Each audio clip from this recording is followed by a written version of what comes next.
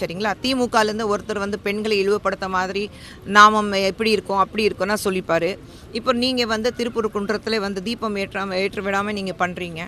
நீங்கள் வந்து இந்த மாதிரி மதம் பேஸ் பண்ணி முருகருக்கு எதிராக நீங்கள் பேசுவீங்க. இந்த மாதிரி மதத்தை பேஸ் பண்ணி நீங்கள் வந்து மக்களை ஏமாத்துறது வேலை வேண்டாம். மக்கள் வந்து இன்றைக்கி திராவிட முன்னேற்ற கழகத்துடைய ஆட்சி பார்க்கும்போது போதுண்டார சாமினார் ரேஞ்சில் இருக்காங்க.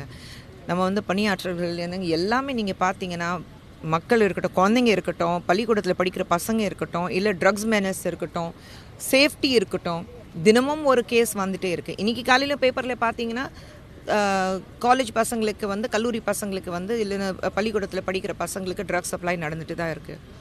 ஸோ உங்கள் ஆட்சியில் மக்கள் வந்து எந்த ஒரு முன்னேற்றம் பார்க்காம போதுமாடா சாமி ரேஞ்சில் உட்காந்துட்ருக்காங்க.